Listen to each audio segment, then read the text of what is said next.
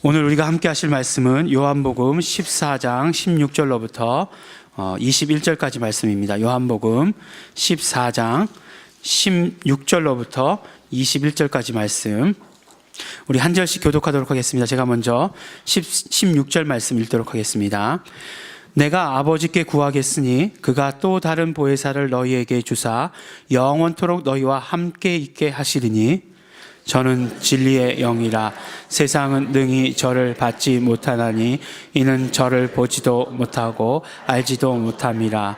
그러나 너희는 저를 아나니 저는 너희와 함께 거하시며 또 너희 속에 계시겠음이라. 내가 너희를 고아와 같이 버려두지 아니하고 너희에게로 오리라. 조금 있으면 세상은 다시 나를 보지 못할 터이로되 너희는 나를 보리니 이는 내가 살았고 너희도 살겠습니다. 함께 20 제가 봉독합니다. 그날에는 내가 아버지 안에 너희가 내 안에 내가 너희 안에 있는 것을 너희가 알리라. 나의 계명을 가지고 지키는 자라야 나를 사랑하는 자니 나를 사랑하는 자는 내 아버지께 사랑을 받을 것이요 나도 그를 사랑하여 그에게 나를 나타내리라. 아멘. 성경을 보면 어린아이에 대한 비유와 장성한 자에 대한 비유가 자주 등장하는 것을 볼 수 있습니다. 고린도전서에서도 보면 그런 말씀이 나오고 또 히브리서에서 보면 어린아이와 장성한 자에 대한 이야기가 나오는 것을 보고 또 성경 여러 군데에서 바로 어린아이와 장성한 자에 대한 이야기가 나오는 것을 우리가 심심찮게 들을 수 있습니다. 고린도전서 3장을 보면 이렇게 시작합니다. 형제들아, 내가 신령한 자들을 대함과 같이 너희에게 말할 수 없어서 육신에 속한 자 곧 그리스도 안에서 어린아이들을 대함과 같이 하노라. 내가 너희를 저주로 먹이고 밥으로 아니하였노니 라고 이렇게 말씀을 하십니다. 이 말씀을 들어보니까 어린아이는 저주로 성장하는 것이고 바로 장성한 자는 밥을 먹는다 이렇게 얘기하고 있습니다. 다 우리 밥 먹고 있으니까 우리 장성한 자다 이렇게 생각을 하시겠죠. 그런데 그 말씀을 또 보니까 이런 구절이 있더라고요. 그러니까 그리스도 안에서 어린아이 같은 자를 뭐라고 표현했냐면은 육신에 속한 자다라고 이렇게 말씀을 하셨어요. 그러니까 그리스도 안에서 어린아이 같은 자나 육신에 속한 자나 구별이 없다라고 이렇게 말씀하시는 것 같습니다. 그런데 우리가 생각하기엔 그렇지 않잖아요. 예? 분명히 아무리 어린아이와 같아도 육신에 속한 자하고는 큰 차이가 있는 것 아니겠습니까? 이 구원이라고 하는 완전히 다른 그런 어떤 강을 건넜는데 그렇게 표현하다니 어떻게 사도 바울이 그렇게 표현할 수 있는가? 너무 무리한 표현 아닌가? 라고 이렇게 생각할 수 있지만 하지만 사도 바울이 얼마나 급하면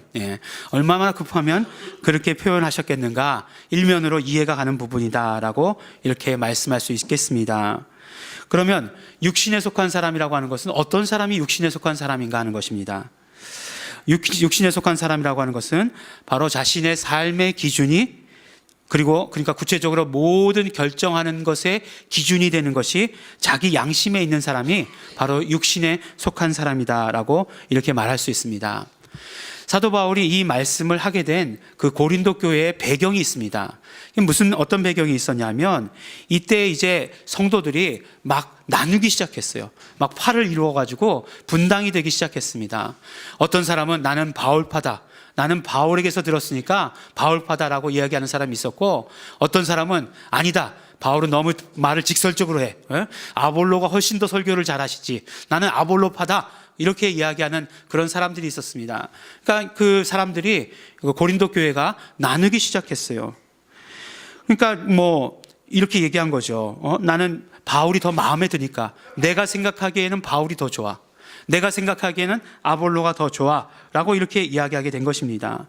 그 사람들이 바로 자신의 어떤 양심에 따라서 판단하고 행동하기 시작했다는 것입니다.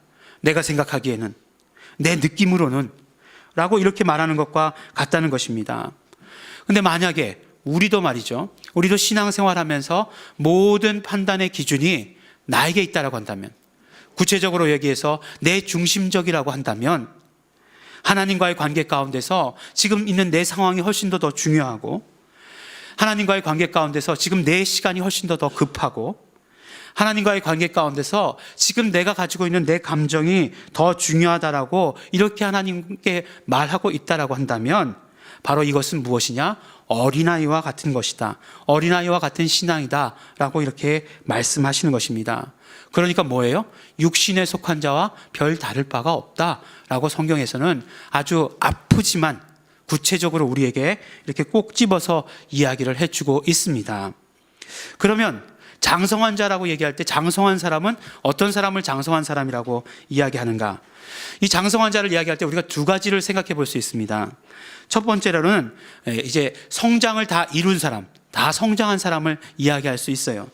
그러니까 우리가 사람이 한 20살 정도 되면 다 큰다라고 성장이 멈춘다 이렇게 이야기하지 않습니까? 그러니까 보니까 우리나라는 성인으로 인정을 받는 그 나이가 20살이더라고요. 뭐 그게 공교롭게 맞아서 그런지 아니면 법으로 정해서 그런지 잘 모르겠지만 20살이 되면 뭐 성년식 이렇게 가지고 하는 것을 볼 수 있습니다. 그렇게 우리의 육체가 다 성장한 것도 다 장성했다라고 사실은 이야기합니다. 근데 두 번째 가지고 있는 뜻은 무슨 뜻이냐면 성숙한 사람이다라고 하는 뜻을 가지고 있습니다. 그러니까 장성했다는 것은 성숙했다라고 이렇게 말씀하는 거죠. 그러니까 어떤 면으로 보면 외적인 성장과 더불어서 외적인 성장보다도 내적인 성장이 내적인 성장에 더 중심을 두어서 이야기하는 그런 것들을 바로 장성했다, 성숙한 사람이다라고 말할 수 있는 것입니다. 이 성숙을 이야기할 때 음식을 이야기해서 좀 안 됐지만 성숙, 음식을 이야기할 땐 숙성이잖아요. 예.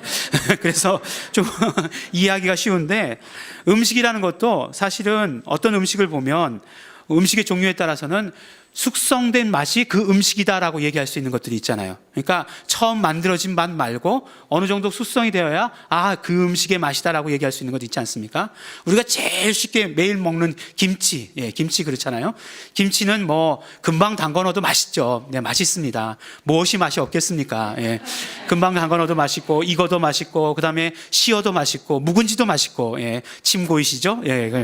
막 그냥 맛있는데 그렇지만 우리가 김치의 맛이다라고 얘기할 때는 뭐냐면 숙성된 상태, 아주 잘 익은 상태의 그 맛을 가지고 김치의 맛이다라고 이렇게 이야기합니다. 다시 이제 숙성을 거꾸로 하면 또 성숙이니까 우리 성숙했다라고 하는 것, 인간이 성숙했다라고 하는 것은 무엇이냐면 인간이 한 존재로서의 가치를 충분히 드러낼 수 있게 된 것을 그 상태를 가지고 우리 인간이 성숙했다라고 이렇게 이야기하는 것이죠. 그렇죠. 우리 인간이 어떤 그 기능을 하죠.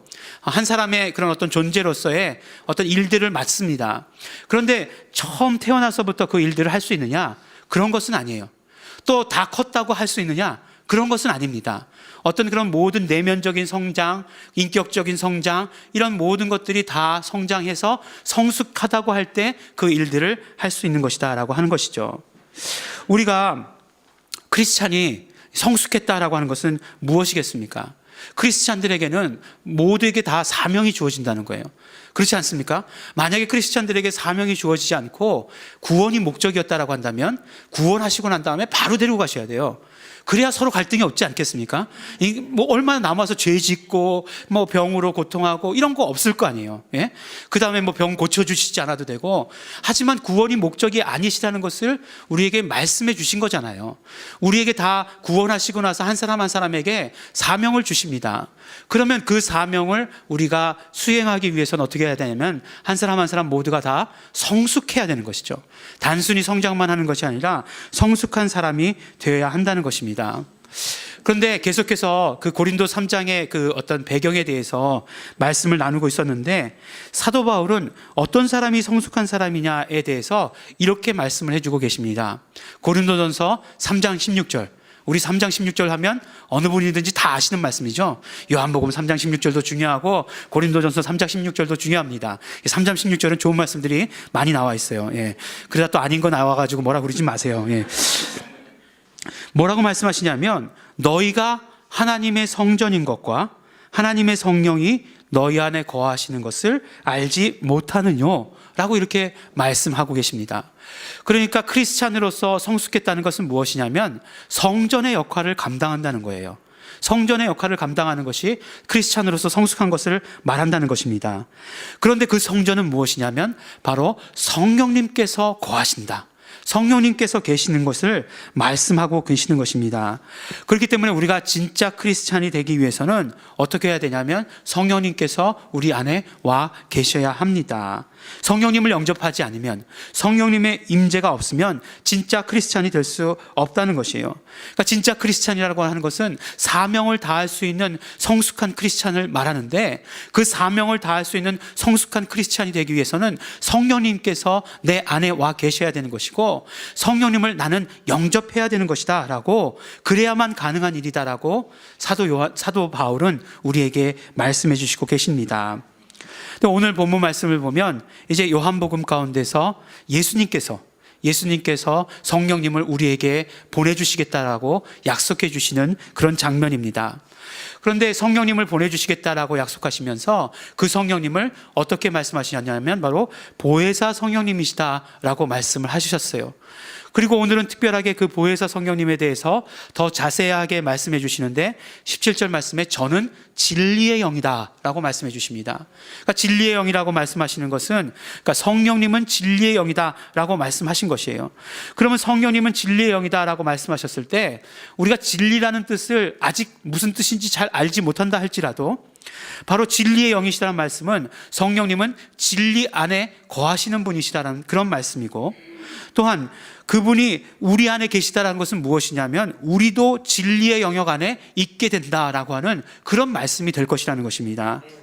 그런데 진리라고 하는 것은 그 당시에, 예수님 당시에 어떤 뜻으로 쓰였냐면 법이다라고 하는 그런 뜻으로 써져 있었습니다. 그러니까 진리법이라고 하는, 그러니까 성령님은 진리법 안에 계신 분이시고 우리도 진리법 안에 살도록 우리를 인도하시는 분이시다라고 우리에게 말씀을 해주시는 것이죠. 요한복음 1장 14절에 보면 독생자 예수님께서 오실 때 은혜와 진리가 충만했다라고 이렇게 말씀을 하십니다. 그러니까 독생자가 오실 때 분명히 진리를 가지고 오셨어요. 그런데 그 진리를 우리 한 사람 한 사람에게 그 법을 적용시켜 주시는 분이 누구시냐? 바로 성령님이시다라고 우리에게 말씀해 주시는 것입니다. 사도 바울도 보니까요, 이 진리가 법이라고 이렇게 이야기한 부분이 있더라고요. 로마서 8장에 보면 이렇게 말씀합니다. 그리스도 예수 안에 있는 자에게는 결코 정죄함이 없나니 이는 그리스도 예수 안에 있는 생명의 성령의 법이 죄와 사망의 법에서 너를 해방하였습니다 라고 말씀하십니다. 이 말씀은 또 요한복음 8장 32절의 말씀과 또 그대로 또 일치하게 되죠. 진리를 알지니 진리가 너희를 자유케 하리라. 그러니까 진리의 법이라는 것이, 성령께서 가지고 오신 진리의 법은 죄와 사망의 법에서 너희를 해방할 것이다, 해방해서 자유케 될 것이다 라고 우리에게 말씀해 주시고 계시는 것입니다. 그러니까 앞에서 계속 말씀했던 것과 이어서 장성한 자가 누구냐, 성숙한 자가 누구냐를 이야기할 때 바로 성령님을 영접하고 진리 안에 거하는 자, 그래서 자유를 마음껏 누리는 자, 이런 사람을 성숙한 자다라고, 장성한 자다라고 이렇게 말씀하는 것입니다. 어린아이는 가만 보니까 어떤 사람이었냐면 자기 양심 가운데서 모든 결정을 자기 양심에 따라 하는 그런 사람이었어요. 그렇게 신앙생활하는 사람이 바로 어린아이와 같은 자였습니다. 그렇지만 성숙한 자는 누구냐 하면 바로 자기 양심이 아니라 진리에 따라서, 진리의 법에 의해서 신앙생활하는 사람이 바로 성숙한 사람이다라고 이렇게 말씀해 주고 계시는 것이에요. 더 이상 자기 양심에 따라서 행동하는 것이 아니라 진리의 법이 우리 모든 판단의 기준이 되는 그런 삶, 그런 삶을 사는 사람, 그런 자유를 누리는 사람을 성숙한 사람이다라고 이렇게 말씀하는 것입니다. 또 다시 말씀드리면 성숙한 사람이라고 하는 것은 성령님을 영접한 사람, 그리고 진리의 법이 자신의 삶의 모든 판단의 기준이 되는 사람, 그래서 자유를 누리는 사람이 성숙한 사람이다라고 이렇게 말씀해 주고 계시는 것입니다. 그렇다라고 한다면 보혜사 성령님께서 진리의 영이라고 이렇게 예수님께서 우리에게 소개시켜 주셨는데, 그 진리의 법이 우리에게 적용된다고 하셨는데, 그럼 우리가 진리의 법 안에 산다고 하는 것은 어떻게 사는 것을 말하는 것인가 하는 것입니다. 우리가 진리의 법 안에 산다는 것은 어떻게 사는 것인가. 이제 램을 100번 이상 하신 분들은 진리는 인간이 영생하는 법입니다, 딱 이렇게 1번 이렇게 나오실지도 모르겠는데, 물론 그래요. 진리는 그런 법이에요. 근데 우리가 진리법 안에 산다라고 하는 것은 어떤 의미냐 하는 거예요. 어떻게 하는 것이 우리가 진리법 안에 사는 것이냐 하는 것입니다. 바로 결론부터 말씀드리면, 우리가 진리법 안에 산다는 것은 하나님을 사랑하는 것이에요. 하나님을 사랑할 때 우리는 진리법 가운데서 살 수 있게 되는 것입니다.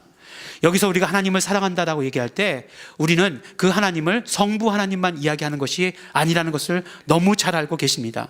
성부 하나님만을 말씀하는 것이 아니라 성부 하나님, 독생자 예수 그리스도, 성령 하나님, 보혜사 성령님을 다 이야기하는 것. 그러니까 삼위일체 되시는 하나님을 사랑하는 것이다라고 말씀하는 것이에요.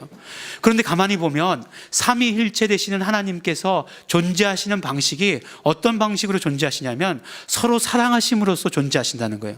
그러니까 하나님께서, 삼위일체 하나님께서 각각의 그 하나님들이 서로 사랑하시면서 존재하고 계시다는 것입니다.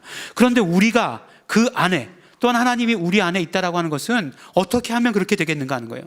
바로 우리도 마찬가지로 하나님을 사랑할 때, 하나님께서 우리를 사랑하실 때, 그런데 하나님께서 먼저 우리를 사랑하셨다라고 말씀하셨으니까 우리가 하나님을 사랑하면 우리가 바로 진리의 법 안에 거하게 되는 것이다라고 우리에게 말씀해 주시는 것입니다. 그러므로 성부 하나님을 사랑하시는 것입니다. 정말 하나님께서 우리를 사랑하셔서 우리를 만드시고 또한 우리가 죄에 빠졌을 때 우리를 구원하시고자 하는 계획을 세우셨습니다. 하나님은 원래 공의의 하나님이셔서 죄인을 멸하셔야 함에도 불구하고 우리를 구원하시기 위해서 많은 계획들을 세우셨어요. 정말 하나님의 그런 모든 가지고 계신 원래 하나님은 이런 분이시다 하는 것을 다 뒤집으셨습니다. 사람들이 반전이 있는 것을 재밌어 하는데 이거보다 더 재미있는 반전 드라마는 없다라고 말하는 것입니다. 그래서 하나님의 그 반전 드라마를 우리는 표현할 길이 없어서 뭐라고 얘기하냐면 사랑이다, 하나님의 사랑이다라고 이야기하고 실제로 그 하나님의 사랑이라고 말씀 표현한 그 아가페라고 하는 그 사랑이라고 하는 단어는 그 당시에 잘 쓰이지 않던 단어, 세상에 어떤 말로 표현할 수 없어가지고 그것을 가지고 와서 이것이 하나님의 사랑이다라고 이렇게 표현했다라고 하는 것입니다. 그런데 가만히 보면 우리가 하나님을 사랑한다라고 얘기할 때 더 정확하게 얘기하면 우리가 하나님을 사랑하는 것이 아니에요. 우리가 무엇인가가 있어서 하나님을 사랑할 수 있는 그런 존재가 아닙니다. 우리는 하나님께서 사랑해 주신 것에 대해서 그저 반응하는 존재예요. 하나님의 사랑에 대해서, 하나님의 그 사랑에 대해서 놀라워하고 하나님의 그 사랑에 대해서 그냥 감사하는 것이에요. 사랑은 원래 하나님의 것이었다라고 말씀하고 계시는 것입니다. 그렇기 때문에 하나님의 그 사랑을 받았을 때 우리는 정말 그 사랑에 대해서 정말로 놀라워하고, 사도 바울은 정말 어리석고 약한 것이다라고 얘기했던 그 하나님의 계획에 대해서, 하나님의 사랑에 대해서 그저 감사하는 것. 우리 매일매일 그래서 하나님께 감사하고 하나님의 그 놀라운 일들에 대해서 놀라워하는 것, 이것이 바로 우리가 진리 가운데, 진리의 법 가운데 거하며 사는 삶이다라고 이렇게 이야기하는 것입니다. 독생자 예수 그리스도를 사랑하는 것이 우리가 진리법 안에 있는 것입니다.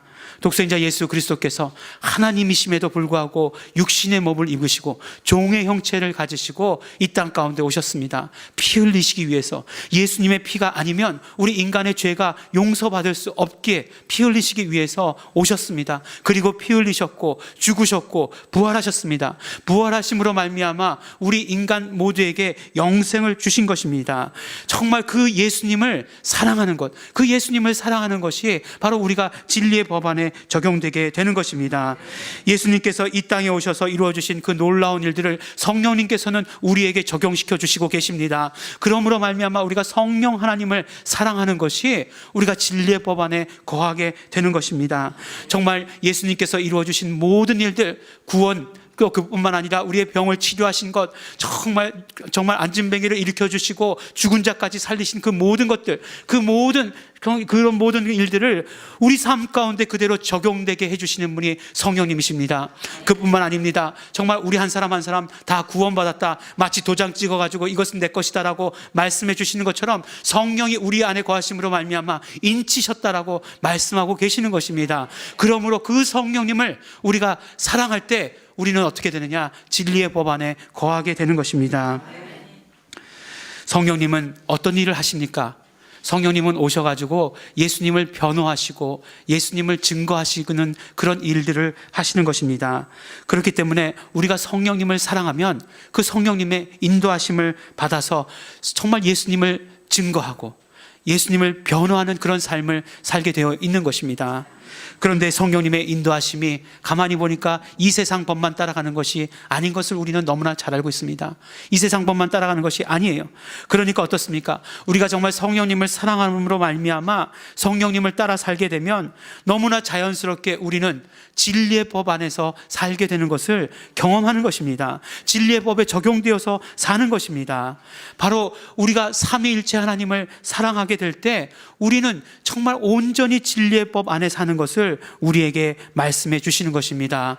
성부 하나님께서 정말 우리 인간의 모든 계획을 세우신 것, 그 다음에 성자 예수 그리스도께서 오셔서 그 일들을 이루어 주신 것, 성령 하나님께서 오셔서 우리 한 사람 한 사람에게 그 모든 일들을 다 적용시켜 주시는 것을 우리는 의지를 다해서 그 하나님을 사랑할 때 우리는 진리의 법을 적용받게 된다라고 말씀하시는 것입니다. 우리가 사랑하는 것은 우리의 전 의지가 동원되는 것을 말하는 것입니다. 내 의지를 다 동원해서 따라가려고 하는 것을 사랑한다라고 이렇게 표현하는 것입니다. 세상에서도 사랑을 그렇게 얘기해요. 세상에서도 사랑이라고 하는 것은 국경도 초월하고 인종도 초월하고 그 어떤 상황도 초월하는 것이다라고 이렇게 말하고 있지 않습니까?